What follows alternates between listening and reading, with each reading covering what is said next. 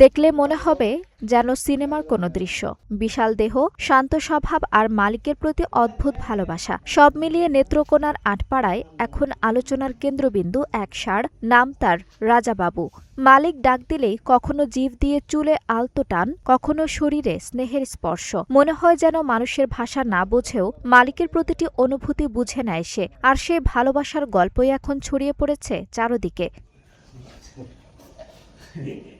নেত্রকোনা জেলার আটপাড়া উপজেলার সুখারী ইউনিয়নের ছোট খামারি কামাল হোসেন ১ বছর ধরে আদর যত্নে বড় করেছেন রাজাবাবুকে। বিশাল দেহ আর শান্ত আচরণে গরুটি দেখতে প্রতিদিনই ভিড় করছেন উৎসুক মানুষ।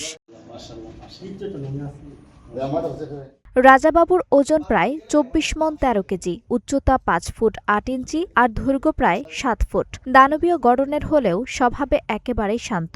স্থানীয়দের ভাষায় নাম যেমন রাজাবাবু, চালচলনও ঠিক তেমন রাজকীয়। তবে আমার ইচ্ছা ছিল একটা বড় ষাঁড় গরু ফেলার। মনের ইচ্ছা করলে তো আর গরু সবসময় মিলে না। তো ওই বাছুর থাকতে আমি ওইটারে কিনছিলাম, কিনে এনে আমি লালন পালন করতেছি এই পর্যন্ত। গরুটার প্রতি আমার খুব মায়া। এখন যে গরুটারে ছেড়ে দিলাম আমার কষ্ট লাগতেছে।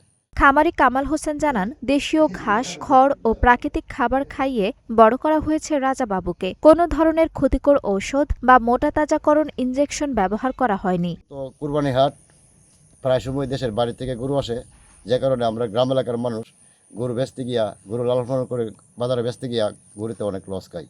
তো এই বছর যদি সরকার বাইরের গরু না নেয়, আমাদের এই এলাকার গরু প্লাস বাংলাদেশের গরুর চাহিদা অনেক বাড়বে। আমরা মোটামুটি একটা লাভজনক ব্যবসা হবে। শুধু খামারই নন, পরিবারের সদস্যদের মাঝেও রাজাবাবুকে ঘিরে রয়েছে গভীর আবেগ। কোরবানির ঈদে তাকে বিক্রি করে দিতে হবে, এ কথা ভাবতেই মন খারাপ হয়ে যায় সবার। গরুর নাম হচ্ছে রাজাবাবু। রাজাবাবু বলে ডাক দিলেই গরু শুনে, কথা শুনে।